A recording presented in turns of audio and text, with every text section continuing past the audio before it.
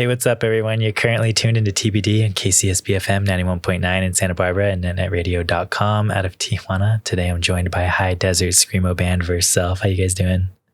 Good. How are you? Dude, I'm just chilling. Do you guys want to like real quickly just like introduce yourselves and like what you guys play in the band and stuff? Yeah, I'm Kyle. I play guitar and do vocals. I'm Greg, and I play drums and do vocals. Sick, guys. Yeah, dude. So I know we like chatted real briefly right before this, but like, what have you guys like been up to since I like last saw you guys at Rapid? We met at a gig a few months ago in Simi Valley, a Rapid skate shop.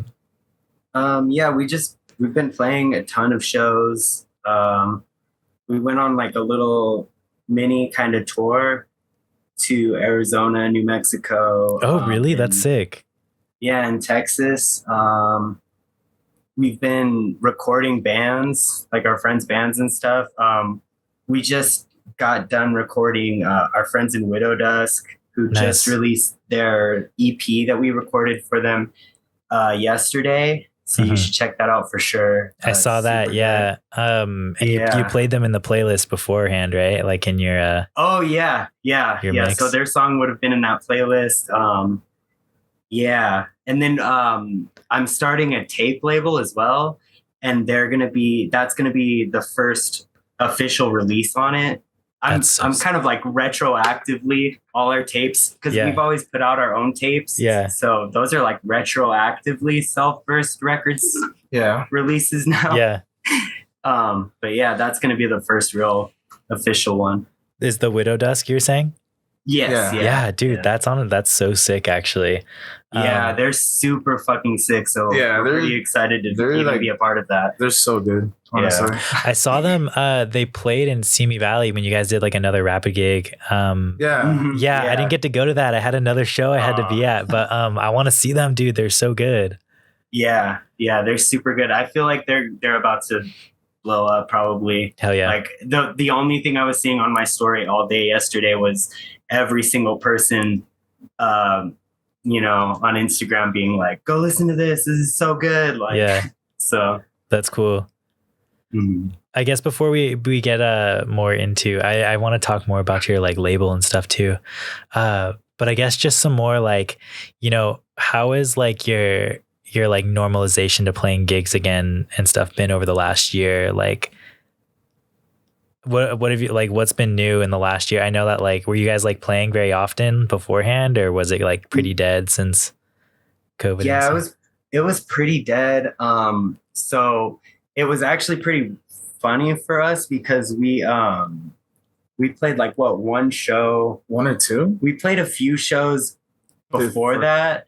And then we dropped our album in like April 4th, 2020. And so we never got to really play. Damn, yeah. Like we never got to play shows after that. And then also just the name of the album, I think, is really like kind of ironic, because it's Everything Seems Better Now, and we released it April 4th, 2020. It's like, no, we lied. Like, yeah, straight up. Everything got so much worse. It was so bad. Yeah. But yeah, so we didn't get to play a show until, I don't know, maybe like a year later, whenever the first time where things kind of started seeming like they were going to be okay, and things started kind of opening up. We played a show.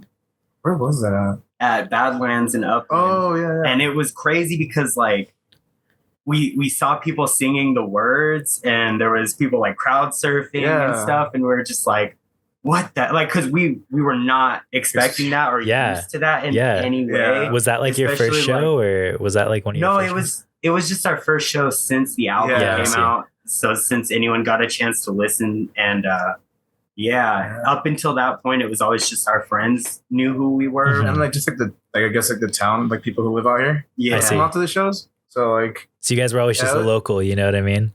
So I mean, like it was definitely like surprising. It was kind of just like a trip. I mean, it still is, honestly, like when we play shows, but it's like, it was definitely like that show Badlands was like completely like, whoa. And after that one, I don't think we played again until almost a year later, I think.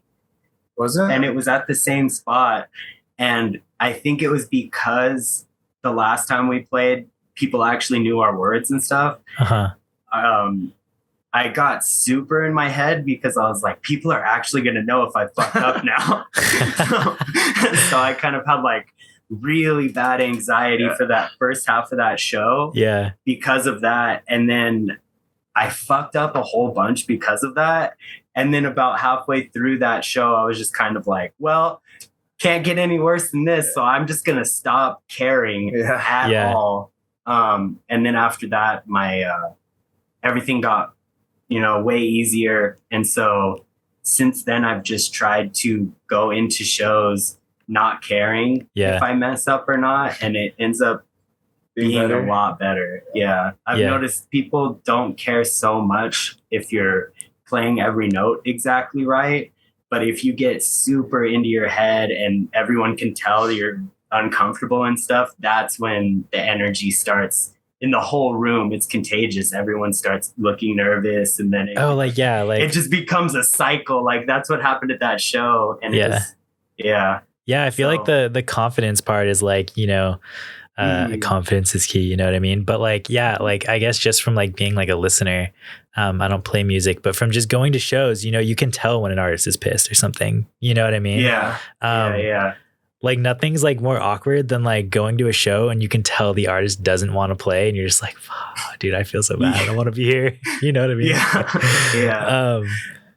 But yeah, that's cool though. I'm glad that like, playing gigs again and stuff has been like pretty successful for you guys. That's fun. So what else have you guys been up to? You pick up any new hobbies or anything cool like that outside of music and whatnot? I'm very much like, I like obsess on one thing at a time. Yeah. So I cycle between hobbies pretty frequently. Like I'll go through just reading all the time and nothing besides. The only hobby that stays constant is music. Other than that, it's like I'll be hyper focused on reading or hyper focused on like D&D or like hiking. So right now, I honestly haven't really been hyper focused on anything besides music just because I haven't had much time to do anything else, it feels like. But yeah, I don't know. That's for me. Yeah, I feel kind of the same. I'm like maybe like reading. I mean, not reading. Sorry, like playing video games and just like trying to figure out like old recording stuff, like 4 tracks and that's sick. Old cameras too. Like I'm always trying to like buy different cameras and like figure old things out just because I love messing with it. I feel like it's more hands-on, like with the 4 tracks. Yeah, like for sure. So like I'm either doing that, playing old video games, or just completely just like music. Like literally, like I like Kyle said, I don't think we've had enough time to do anything else. Honestly, like we've been playing so much shows, and like between that and like playing Texas and like all that stuff was like it hasn't kind of like stopped, which is pretty cool. I mean, that's sick. I mean, that's kind of how I feel right now too. Coming back and like booking gigs and stuff. It's like, it's been nonstop, but like, it seems like that's just the whole music scene right now. It's just, there's so many shows, and it's to the point where I've been noticing a trend too, because we're kind of doing the same thing right now that I'm seeing a lot of other bands do, where they're kind of taking a break from shows for a while, because it does get to a point where you're just like always preparing for the next show. And depending on how often you practice, which, if you have any kind of life at all, it's probably maybe once or twice, 3 times a week, you don't have much time for writing anything new. So we're taking a little break from shows after like this run we have coming up. We have 3 shows in 4 days coming up. Damn. We have a show tonight, and then we had a show yesterday, and then we have a show on the 4th, which the one in the 4th is in LA at the Smell, and it's a benefit show. Yeah, it's a benefit show for Food Not Bombs DTLA. Dude, sick. We have a Food Not Bombs in IV or in Santa Barbara. Oh yeah. Hell yeah. I haven't had anything to do with Food Not Bombs since like, I don't know, like maybe 10 years ago.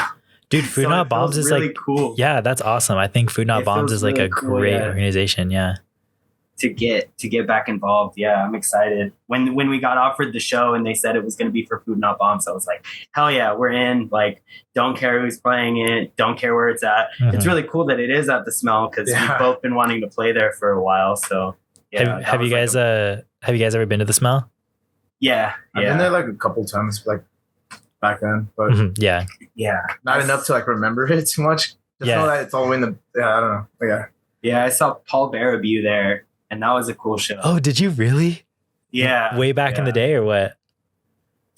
I'm so bad with time, honestly. I would guess maybe. I feel like everything is like 5 years ago, so I'm gonna say it was probably like 5 years ago.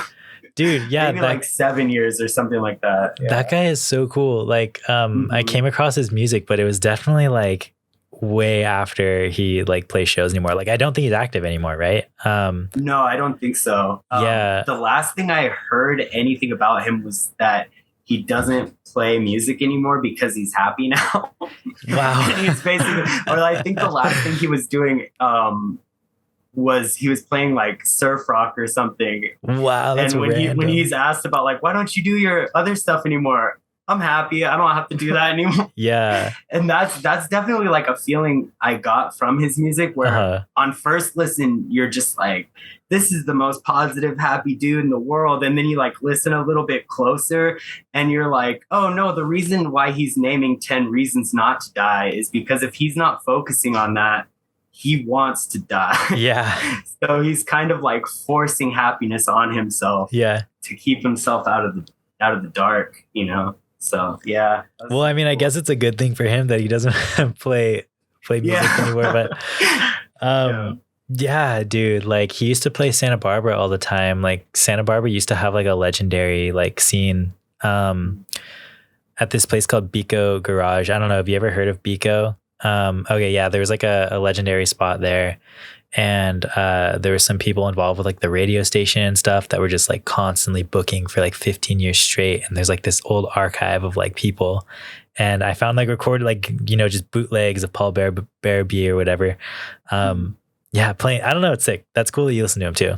And so on there, but yeah, there's actually a Comadre cover of 10 Things that I in my old car, only the cassette work, like the cassette player work. So I had this Comadre cassette that had that cover of 10 Things. So I've definitely heard that a lot. That's sick. I only had a few cassettes. Yeah. That was one of them. Yeah. So, are you guys going to see like any of like the emo reunion shows that are coming up this year? There's like a ton of like emo bands getting back together, like Sunny Day Real Estate, Algernon. Yeah, we have tickets for Algernon so far.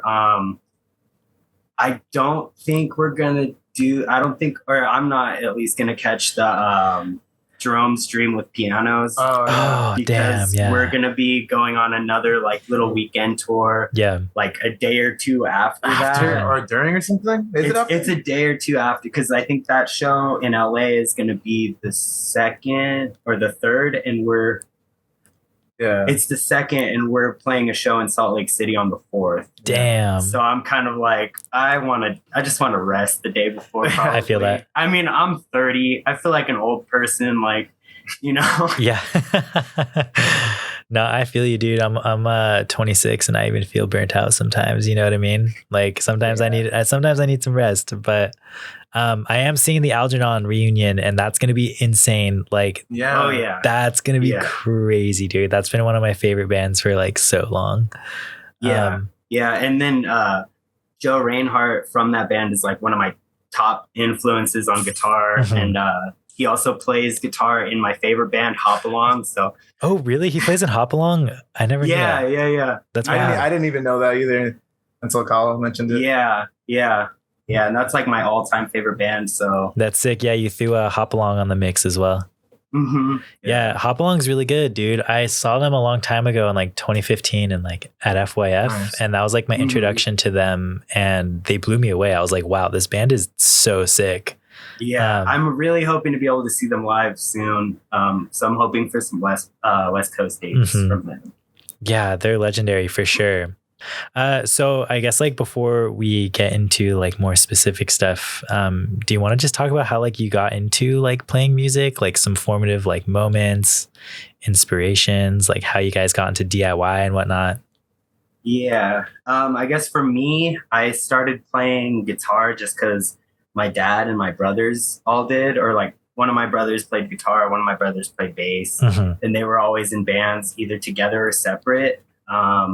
So I kind of learned guitar from my brother a little bit, and then he taught me to read tabs, and then I kind of taught myself from there off of like Blink-182 and Nirvana tabs. Sick.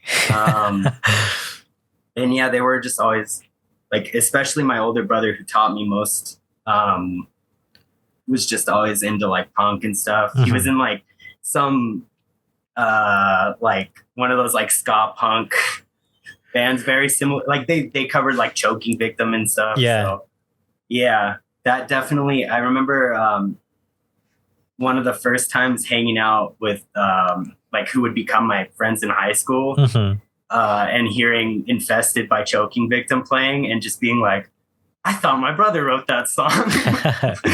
That's so funny. How about you, Greg? I mean, music for me is always super weird. I mean, like I started like listening to music like early on. I think my first memory was probably like 4 or 5, with just like being obsessed with like Michael Jackson. And then later on, like my brother showing me like it's like typical like 80s like hair metal bands and stuff like that. Yeah, for sure. So then like later I started finding out like what I guess considered at that time like screamo or like emo or whatever, which was like Under Oath and like Thursday and stuff like that. And it wasn't until like I think I was like 15 or 16 I started finding like I guess like DIY, I guess like punk or DIY emo, DIY like screamo and stuff like that. So it was just through like friends and just going to like I guess shows in Utah. I lived out there for like a year. Okay, sick. Yeah, so it was like so it just all came from that. Yeah. Was there an active scene up in Utah? Like what city were you in? I was in Salt Lake County. I don't know if there could have been. I know that I was really young at that time. There's other people that were playing like my friend's band Treehouse. They're so good. And like they're on the playlist too. Yeah. Oh, tight. Playlist. And then Sonnets, who was also on the playlist, is from there and like active. Oh, they're still active? Not too long ago, yeah. And we're gonna be playing with them again in Utah and Salt Lake when we play there on the 4th. Yeah, that's sick. Yeah. So it was just from that, and then just I guess picking up like drums from like when I was younger. Like I think I was like 9 when I first started playing drums, or 10, and then and then from there I just would pick it up, put it down. Like I hated playing drums, and then I was like, I might be okay at this, and then it kind of started again, and like hated it, and then eventually. You're like, this is kind of sick. Kept it going. Yeah, I was just like, that's like the only thing I can like do. Okay, so that's cool, man. So I guess like when did you move to the high desert? In 2012, I moved to the high desert because I lived in Orange County for most of my life, and then I moved to Utah for like a year because I have family out there. Okay. When I came back, I think I was like 18 or 19, so 2012. Okay. So, is there an active scene that you guys are currently involved in the high desert? There's an active scene that, I mean, like our friends, like, I mean, like, like we have like, I guess a circle of friends that are all like musicians, like really. And like, I guess we've created our own little scene, but not to say that there isn't like an existing scene right now here in the desert that's been going on for a while, I believe. Yeah. Like there's this scene that's all kind of built around. It seems like it's all built around like this space that they have that we're going to be playing at September 11th. What's it called? C47, Collective 47. Right, I've seen them. They book like some of my friends' bands too. Yeah. So they get bands from all over the place. And I want to say it's more like hardcore focused, that whole little scene. So yeah. That's sick. So were you guys like in any bands like before Verself or anything? Like, or was this like your guys' first project? Like what were you guys doing beforehand? Us two weren't in any bands together before this, but I think we've both been in other bands. Like in high school, I had a few solo projects. Yeah. Were you playing like Paul Barabo style stuff? Yeah, I had like a folk punk thing that was just me and an acoustic guitar. That's cool. And then I had some like Nintendo core project. Dude, that's sick. And I was in like a drunk punk band when I was like 16. Yeah. Which is, like when you should be drunk. Yeah, exactly right. Punk. I was in a death metal band. I did vocals in a death metal band. Dude, that's tight. Yeah, and then I've been in like a few melodic crust bands. Hell yeah. That's pretty much it. Like as far as more long term stuff that actually kind of did shows and stuff. Other than that, we've just been like, well, I guess me and Greg have also we've worked together on like little projects and stuff that have not been too popular, like long, like not too long running. Yeah. You start stuff and then it just fizzles out. Start another stuff. Yeah. That's cool. Yeah. But we met each other on Craigslist. Yeah. Dude, that's so sick. I've actually like had a few other people on the show that are like, yeah, we met on Craigslist. And I'm just like, damn, that is so sick. Like, yeah.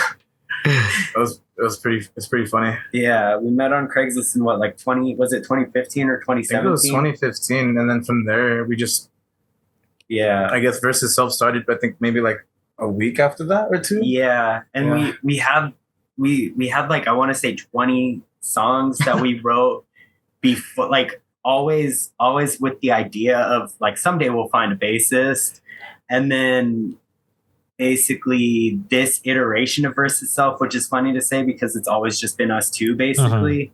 But basically the iteration where we're like, okay, we're never going to find a bassist. Yeah. And I just started writing songs more to be a two-piece. Yeah. Came about around like 2019. So there's like 20 trash songs in our past. Can you find like any of these tracks anywhere? I mean, I have like I have really rough recordings of some of them. Yeah. That's like sick. There's a cassette that we have. I forgot about more of them. And then I have a few of them on my computer from when we were trying to record, and then ended up hating everything. Yeah. Like it was so bad. Yeah. So did you record that yourself then? That cassette or whatever? Yeah. I've only ever recorded. Well, no, there was one, one of my melodic crust bands called Mente Arma. We had someone else record. So good, by the way. Check it out, dude. Everything else I've just always recorded myself. Dude, drop some of the names of like your other projects if people want to check it out, if you feel comfortable with that. Yeah. I don't think anything else has been recorded besides, well, like my old solo stuff, but I'm not going to name drop that.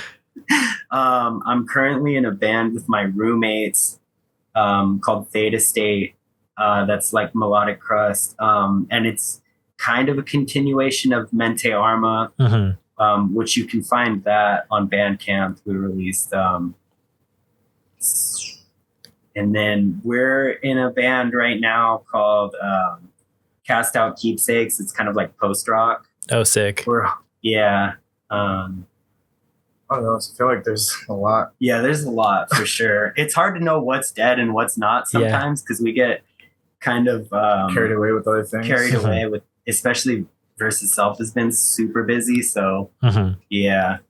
I guess real quickly before we move on, I do want to ask you, like, because you mentioned your folk punk stuff. Were you like into like the Planet X scene and stuff before it was like canceled?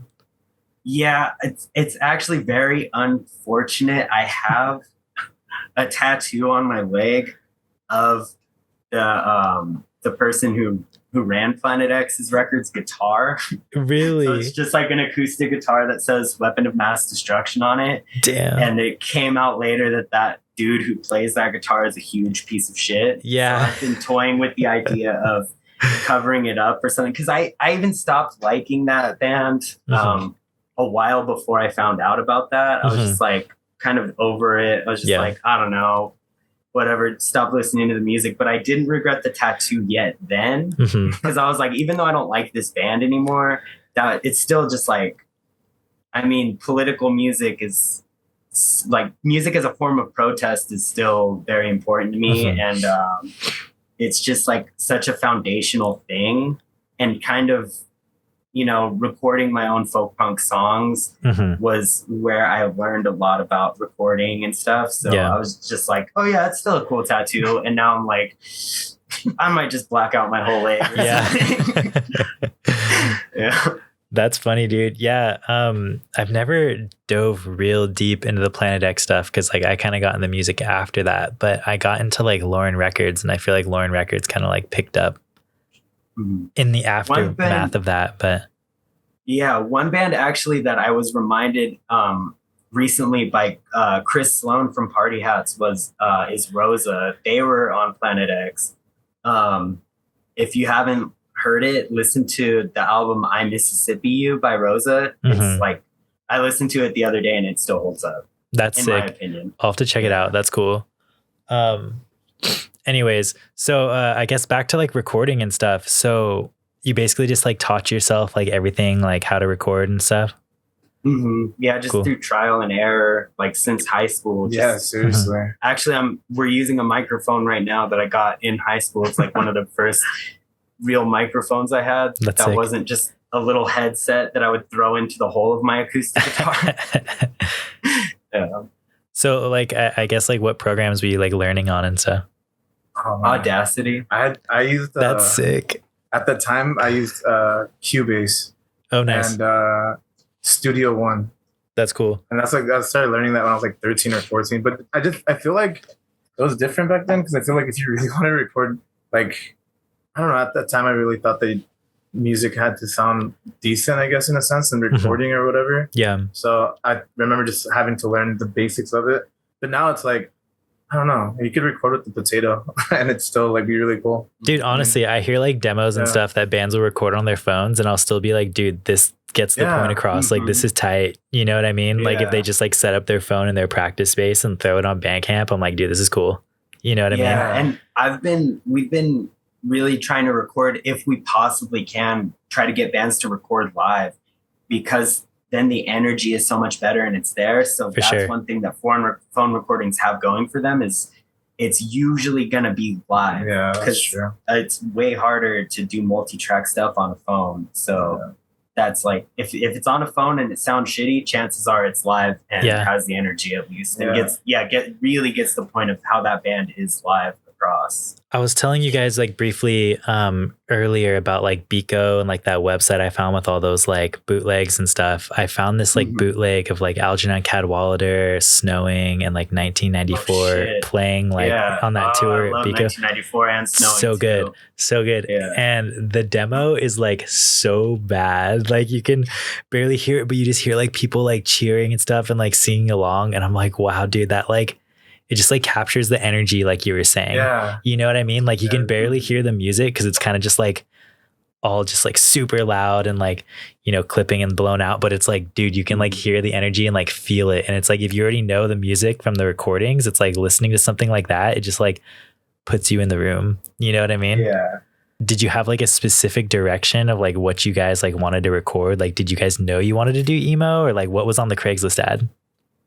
The Craigslist ad was definitely, I had a few going at once. So I think that Craigslist ad would have been, I think I would have been looking for emo or post rock. Okay. And then Greg replied saying like, you're talking about like My Chemical Romance and this and that, right? Yeah. And I don't remember this, but I guess I just didn't reply or something. And then a few days later, he was like, oh no, I'm kidding. I'm talking about like Bon Iver and like, and, you know, Loma Prieta and stuff like that. And it was pretty funny. So you're okay, yeah, cool. Yeah, so we had like a certain like point of reference, I guess, what we wanted to do. But I do not feel like we hit it at all. Yeah. Honestly, the old recordings are probably both of us trying to figure out what kind of to do in that style. But yeah, I mean, for the most part, we were trying to sound more like, I don't know, like William Bonney, I guess maybe. Yeah. And stuff like that, and like maybe I guess maybe like Old Gray. Oh, like sick. not to try to sound like super like them, but like that was literally what we were listening to. What you're listening to at the time, yeah.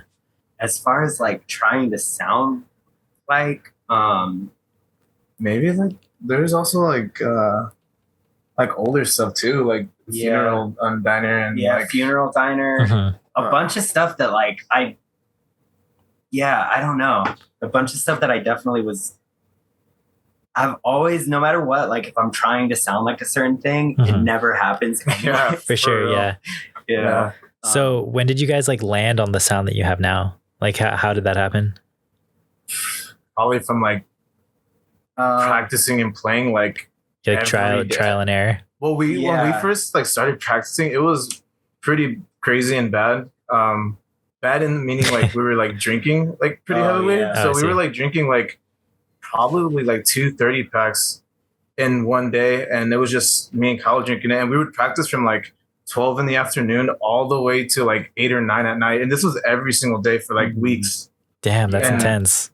Yeah, so then I think it was just trial and error. Yeah, well, and then a lot of our sound now too came out of necessity of like, you know, like the finger picking stuff and the and the like lower tunings and baritone all came out of knowing that it was going to be a 2-piece. I see. Like, trying to compensate. Trying to fill out the sound as much as I could, just with only me on the, you know, on the guitar, trying to play bass at the same time. And then also just listening to like a lot of math rock and stuff definitely influenced it. To the point now where I'll just write things that I think are in normal like 4/4 time or 3/4 time. It never is. Yeah, and then it's not until like I sit down with Greg and we're like trying to write the drums for it. Yeah, and it's just like, what the fuck is this even in? I'm like, I don't know. Let me count it, I guess. So it was pretty crazy. That's sick. So you start, I guess the most recent thing on your Bandcamp is from 2019, right? I believe that's your demo.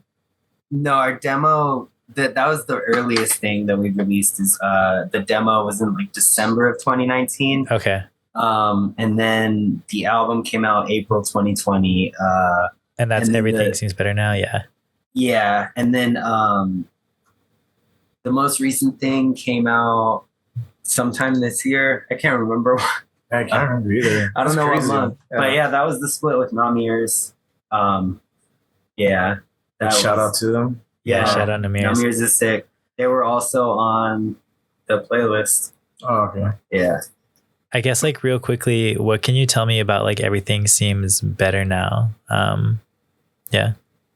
Like as far as I don't know, like what it means to you. Like, were there any like major milestones? Like, you know, are there any like recurring themes? Like, recurring themes. It definitely has a lot to do with loneliness and traveling, alcoholism. Yeah. Were those all things that you like struggled with? Yeah. So my old job, I actually quit recently to try to focus more on music. I traveled so I would be gone from home for like 3 months, 4 months. Sometimes, like 3 or 4 months, and sometimes back-to-back trips. So like, dude, that's wild. Basically 6 months at a time. Yeah. Usually around 9 months out of the year, I would be gone. And I was drinking really heavy. So I regret that time a lot, because I would be, you know, in Oregon or something like that. And like, I could have been checking these places out, but instead I would just like be in my hotel room getting drunk by myself. So that's a very depressing and like lonely spot to be in. So yeah, there's definitely stuff about that. And then, I mean, that theme carries on a lot still in the more recent stuff. Like Maudlin is actually about, because now I'm like sober now. I've been sober for a little over 2 years. Yeah, that's sick, man. Maudlin I wrote pretty early after getting sober, and it's like kind of just about a fear of relapsing and like Yeah, so I don't know. I feel like my lyrics have gotten a lot more positive, I guess. Like I've written songs about like friends and see what's friends, influences, stuff like that. And I just that's sick. So it's like it went from being actually emo to like, you know, more happy emo, I guess. Yeah. In a sense, yeah. Because it's still like say. I'll still put in some lyrics there to just keep true to just being sad. Yeah. Just kidding. But no, like yeah. I think a lot of the themes too that in there it's like Worthless is like the only song that's completely different, right? Yeah. Like Worthless is kind of just about kind of music as a business and how like, weird that feels to us. Yeah. Oh, for sure. I feel like if you're trying to be in a band to make money, then why aren't you doing literally anything else? I know, seriously. People always ask me too, like, you know, why don't you try and work in radio? Like, why don't you, I don't know, try and like monetize off your shows or like something like that? And I'm just like, dude, that's not why I do it. You know what I mean? Like, this is all just like a hobby. Like, it'd be weird. Like, it would just kill it for me if I like tried to make it into a career. You know what I mean? Yeah, definitely. I mean, I've had like people I was in bands with in the past, and like, I guess like people I was friends with before, or whatever. They always had like that sort of mentality when it came to like music. Like I'm sure they have like a passion for it. I'm sure they enjoy doing it. But I think going into like Kyle said, like going into a band to just be like, okay, we're gonna make this music that sounds identical to the next band just to sell t-shirts or merch or like music online, and then just to like provide some sort of income like that. It's like I get it, but at the same time it's like you're just kind of like, I don't know, like tainting something that I hold dear to my heart. Yeah, exactly. Like I love like the whole like DIY like ethics, like I just love like everything like DIY and stuff. So I think so that's what like Worthless is about. So that's cool. I think that's like the only song that we have that's kind of like that. Maybe. Yeah, that's sick though that you bring up like a DIY code of ethics, because I feel like there actually like is, you know what I mean? There's like an unwritten like code of ethics for like DIY, and if like there's people that don't follow it, you definitely notice, and you're just like, I don't really want to be associated with you. You know what I mean? You can't fake the funk, you know? Exactly. I mean? Like, you can smell it. You literally can, which is like wild. Like there'll be like certain bands that'll come around, like hit me up for shows, and like, you know, I'll check out their social media or something, and I'm just like, you're not in this for the right reason. I can tell. Yeah. You know what I mean? It's like, honestly, that's cool. That's cool. Worthless is about that. Do you want to tell me a little bit more about your split with Namirs, and like, can you tell me who they are? Yeah. So Namir is actually Greg met. It was Frankie, right? Yeah, I met Frankie at Dr. Strange Records. Yeah, I think. Yeah. So I met. I was in line buying. Trying to find some like old screamo records, but there was like nothing. And then he was behind me, and I was asking the front, like, "Hey, do you guys have anything like Reversal of Man or like anything like that?" It's like, I don't feel like looking through stuff right now, and I've looked already, and I can't find anything. And then Frankie, like, I didn't even know who Frankie was at the time, so he was just behind me, like, "Oh, you like screamo? You like?" And he had like a bunch of records in his hands, and I was like, "Oh yeah, I love that stuff." So we were just like in line talking about it.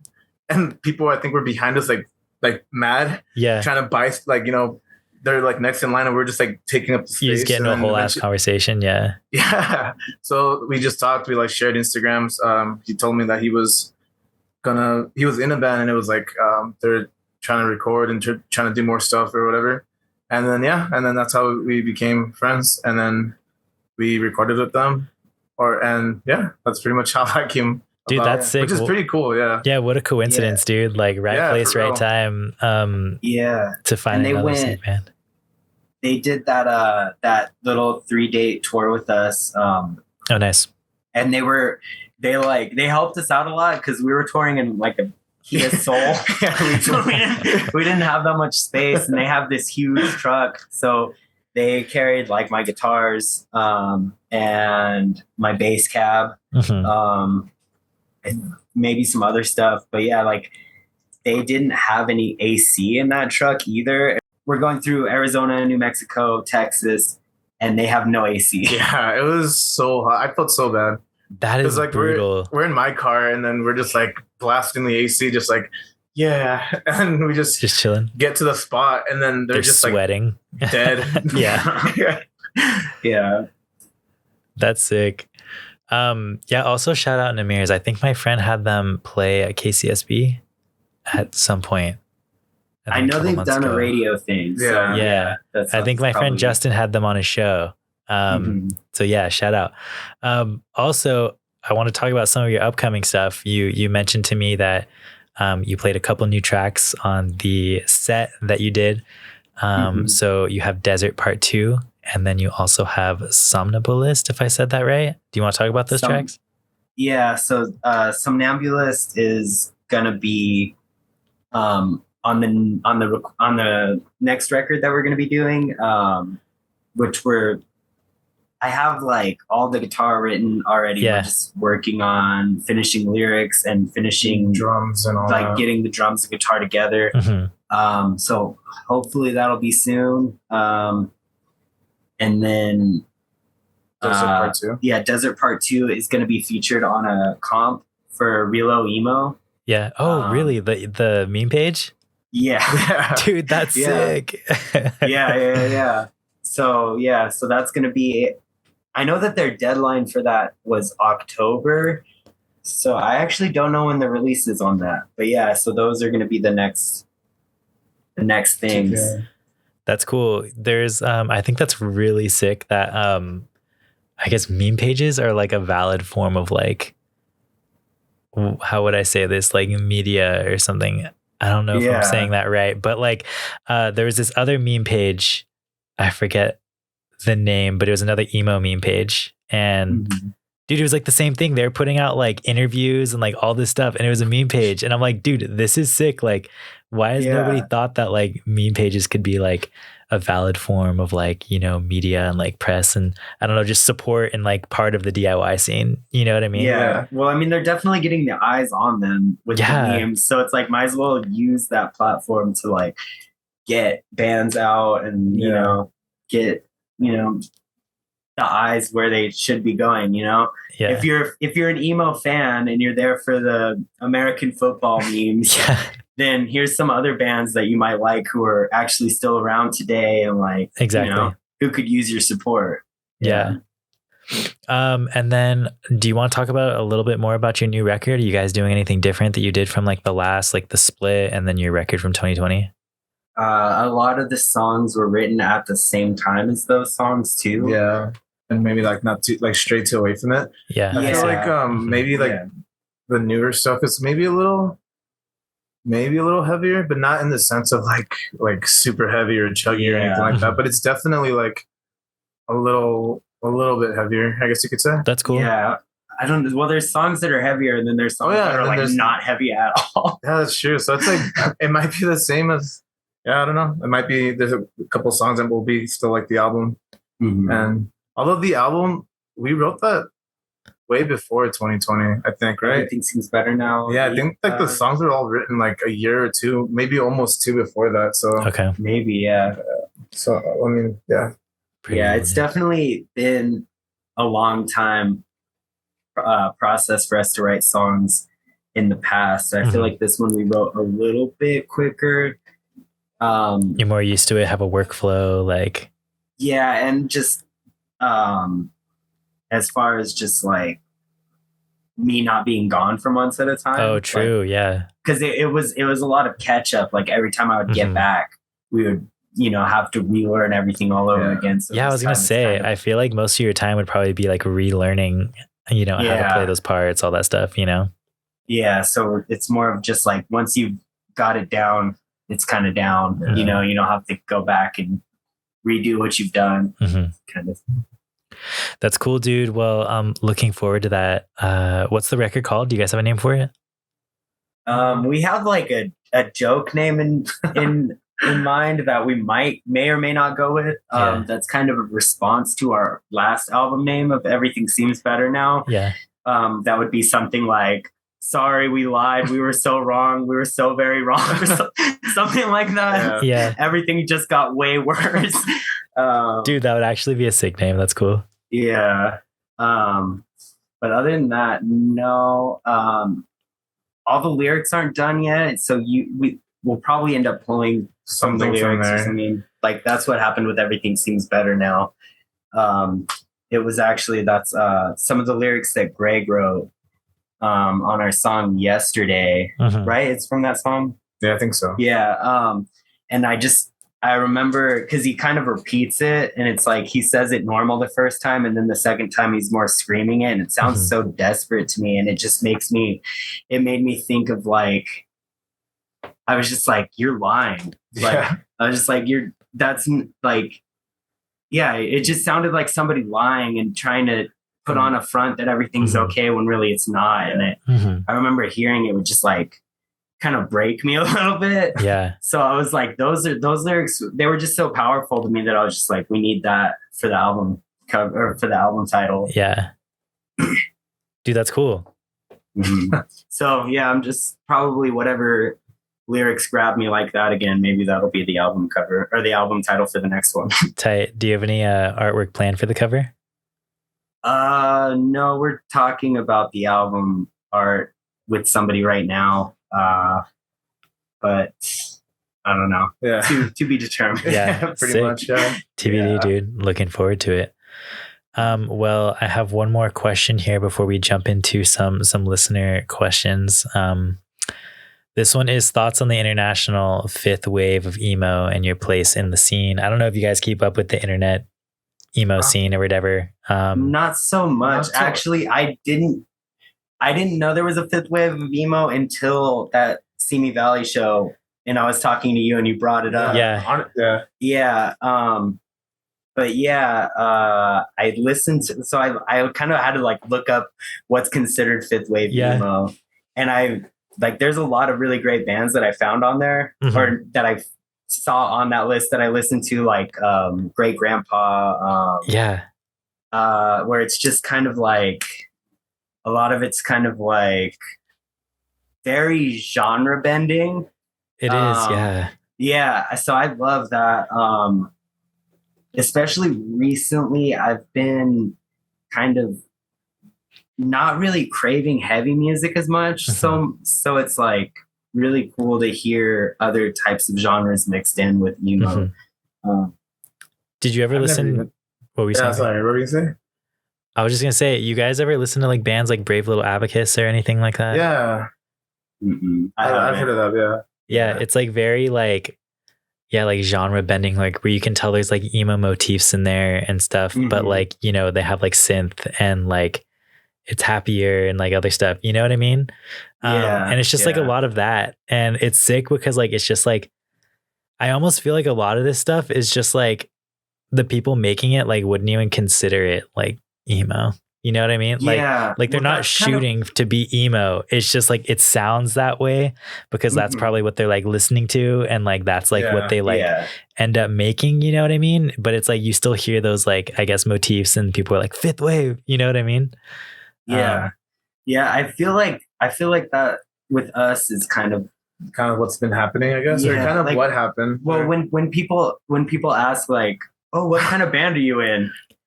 Emo, I guess. I don't know. We've been getting we get called Midwest emo. We're not even from the Midwest. I know, but I mean, I get it. It's like it's just become a style. Yeah. It's like kind of math rock and emo mixed, and then we get post-hardcore a lot. Do you really? But, wow. Yeah, we've been getting post-hardcore a lot. Interesting. Yeah, definitely scrams. Yeah, definitely emo. Definitely. But it's like, it's kind of hard to like really say what, because I can't just sit there and be like, okay, we're an emo, screamo, scrams, whatever band. It's like, because I don't listen to a lot of, like, I do listen to a lot of bands like that, but I don't too. And a lot of the time, like if I'm trying to write stuff, I try not to listen to any music. Yeah. Like I try not to like, just to kind of like have a fresh slate. Fresh slate. But as far as fifth wave emo, I honestly don't know too many bands. Like I really, and it makes me feel so old, which kind of sucks because before, like, I was so like in the loop, I guess you can say, with like emo or whatever, it's like screamo. But now when like I hear that or just like other bands like I've never like heard, it's just like damn, and it does make me feel old, and I feel like I'm not even that old. So I feel like it doesn't even necessarily like have to be because you're old. It's just like, how much time do you have to spend on Twitter? You know what I mean? Like stuff like that. It's like, how much time do you have to sit there to troll Bandcamp and like Twitter and like find this like obscure like new stuff that's coming out? You know what I mean? That's true. I mean, back then I had that. I mean, back then I used to do, not on Twitter, but what was it? MySpace. We were just talking about it. Well, MySpace, yeah, and then Sophie's. Oh yeah, like Sophie's Floorboard is so good. Yes. Yeah. So like, but at the time, like when I was like spending so much time on like the internet, like looking at those bands, I don't think at that time people were calling it fourth wave or third wave or anything like that. I think it was like, I think the most people were calling like newer bands that were doing it was like what, emo revival, right? Yeah. Like 2012. Yeah, that's what it was called. Yeah, emo revival. Yeah. But even then, like I always felt like, I don't know, I felt like it didn't really go anywhere, but maybe it just got super popular again. I don't know. I think that's more what people are. Yeah, because at that, like, I wouldn't know like too many. Maybe I have heard it and I didn't know that was considered fifth, like people are calling it fifth wave emo. Yeah, that's what happened to me. Is I was just, and of course my mind's blank right now, but once I looked up what's fifth wave emo, I was like, oh, this band, that band. Yeah, okay, it's like cool. you recognize it. I know some of these bands. Yeah. Anyways, are you guys ready to take some listener questions here? Yeah. Cool. Yeah, we got a lot. So we'll try and run through these. Okay. So this one says meaning behind the song "Worthless." We actually just talked about that, huh? Oh yeah. There you go. Yeah. Hopefully you were listening earlier on. Yeah. Or zoom back. Rewind. Okay. So this next one says, main inspirations. For me, guitar wise, inspirations is like the dudes from Owls and Captain Jazz and all that. Oh heck yeah! Victor Villarreal and Tim Kinsella from those bands. Guitar playing is amazing. Victor Villarreal, I feel like is like 90% of the reason why Midwest emo is what it is, because it's kind of like he had classical guitar training. So then he kind of started playing this, like punk music basically. They were all like young kids playing punk, but he was classically trained, so he's kind of bringing that like noodly style into it, and it kind of created a whole genre. Wow, and, dude! So what is it? This is the guy from Cap'n Jazz, Tim Kinsella, you were saying? Yeah. Well, I feel like Tim Kinsella, his style is a lot similar, like very similar to that, but it's the other guy, Victor Villarreal. Oh, okay, type. And his band Ghosts and Vodka, like I cannot listen to Ghosts and Vodka without immediately wanting to play guitar. Wow. And then Joe Reinhardt, like I was saying, from Algernon and Hopalong, definitely like one of the top guitarists. What about you? Not too like familiar with like their names, but definitely like the drummer from Bells on Trike. Dude, Bells on Trike is so sick. Anyways, continue. Rockets and Blue Lights. That drummer is really good. And then I don't know, probably like Don Caballero. Like their drummer is like crazy. I think a lot of I get definitely like, oh, and also every time I listen to this band, and I try not to listen to this band because they literally make me want to quit, and I never want to play drums. But Zona Mexicana. Who is it? Zona Mexicana. That band, like the drummer, he's so good, and like you should check them out. Like they're really good. It's a 3-piece. Yeah. And the drummer like screams and sings while he's playing. That's sick. Crazy things, and it's just like, yeah, that band definitely is like one of the bands that like I just constantly listen to, but at the same time, like I don't want to listen to because it's like I don't want to play music anymore. So what kind of genre are they? They're again like punky, emo, hardcore, but like I guess not good. Like I don't honestly wouldn't know what to categorize them as, but they're definitely mathy and they're definitely punky. That's cool. Yeah, so I'll have to check them out, dude. That's sick, guys.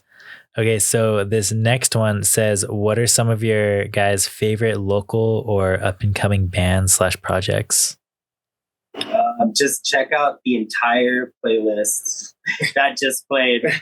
I try to put as many like of our favorite up-and-coming and local stuff on there. There's obviously Numb Ears, Widow Dusk, Rocket, Sonnets. Although I think Sonnets have been in band for a bit, but not. They're still like they're still an active band, I believe. Yeah. Type. I know I'm gonna be blanking on some stuff. Slate. Yeah, just basically check out that whole playlist. Tight, and I'll have that posted up, or at least like the visual playlist or whatever, that'll be posted up on the Instagram, so you can check that out there. That's at TBD Presents. You can find that on the story. Yeah, and when we were talking about discovering new bands, that's pretty much the only way I discover new bands recently is playing shows mostly. So, oh, dude, that's cool.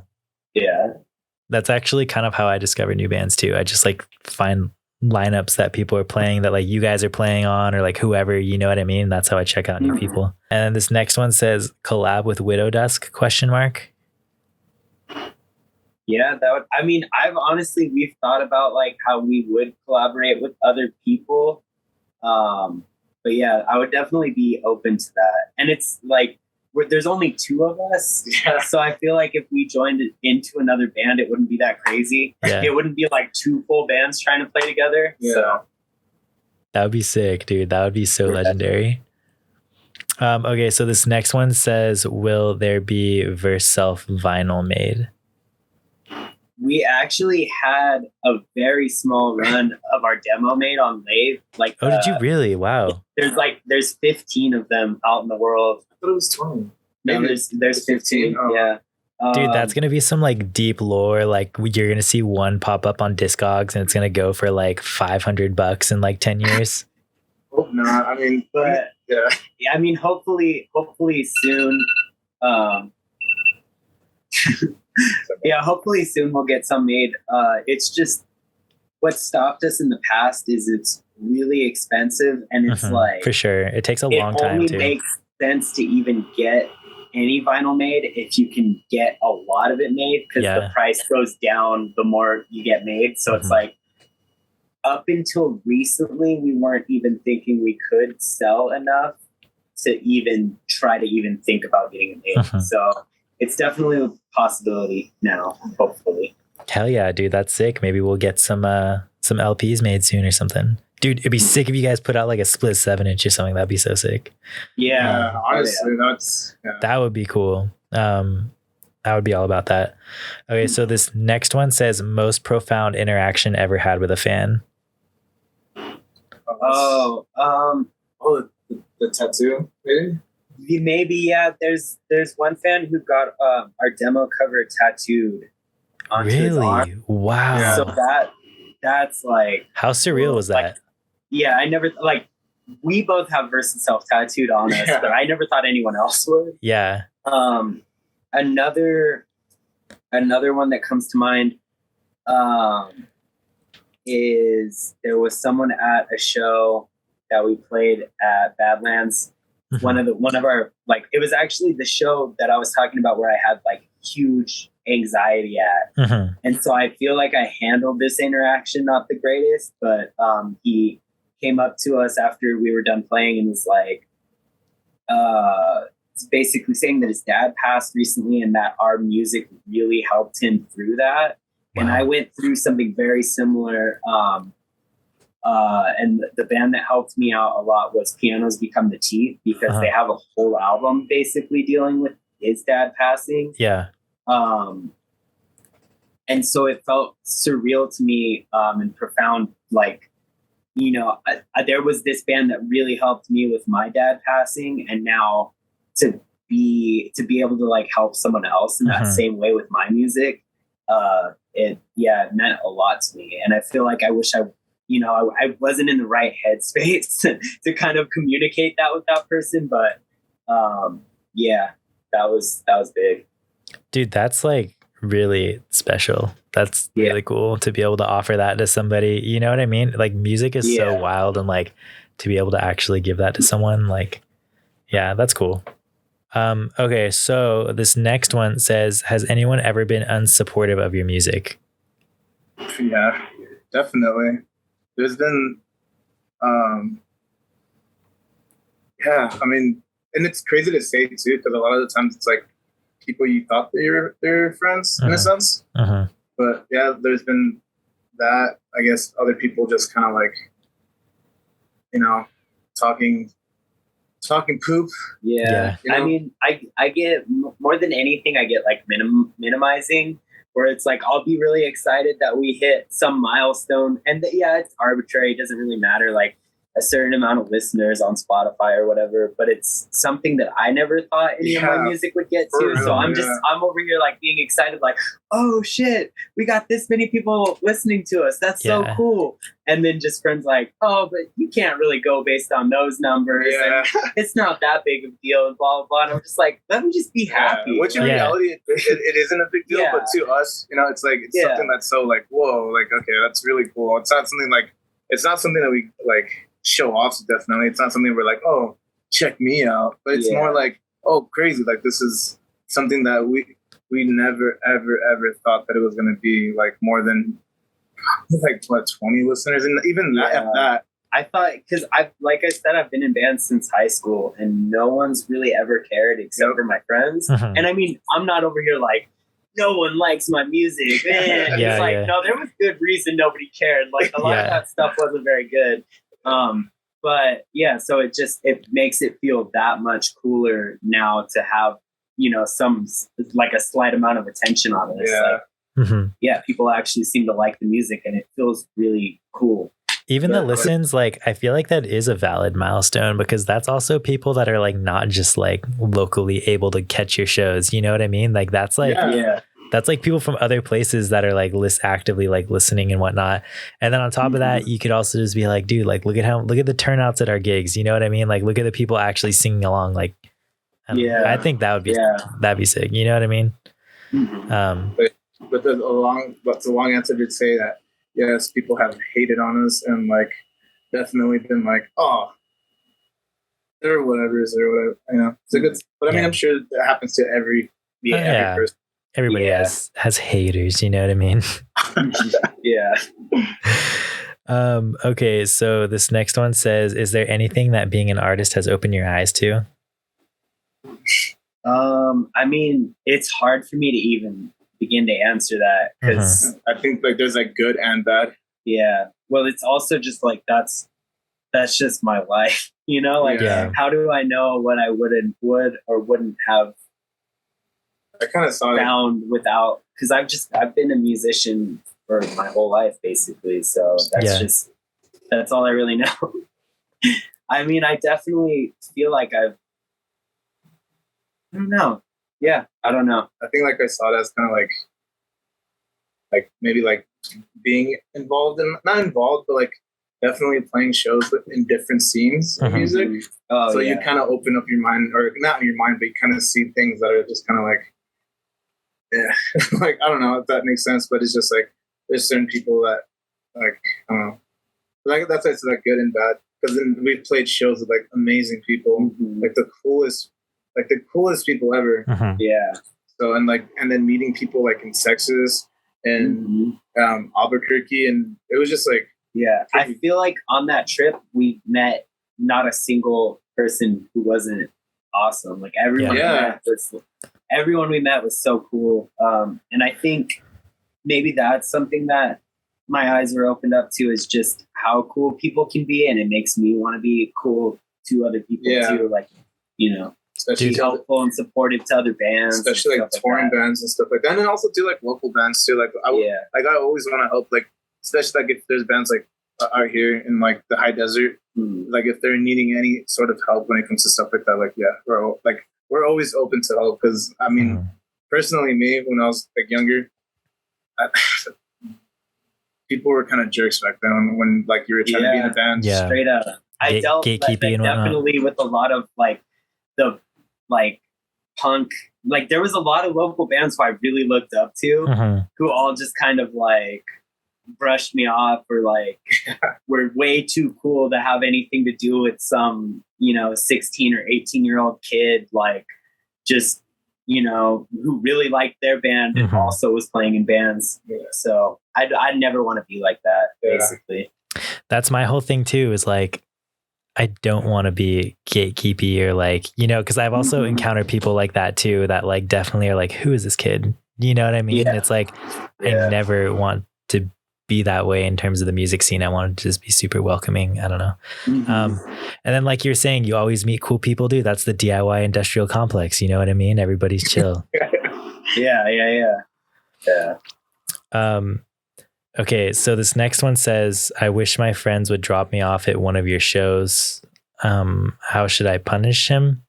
It was worded weirdly, but that was the gist of it. Just put on all of our music like on repeat whenever your friend is around, and just no matter how much they're like, this band sucks, why you keep listening to this band, I hate this band, turn this off, just turn it up louder until you can't hear them. That would be a good punishment for that. And then also, who knows, dude? Like if they listen to it on repeat enough, they might end up liking it and be down to take you to one of the Verself gigs. You know what I mean? There you go. Yeah, just kill them with the tunes. You know what I mean? Yeah.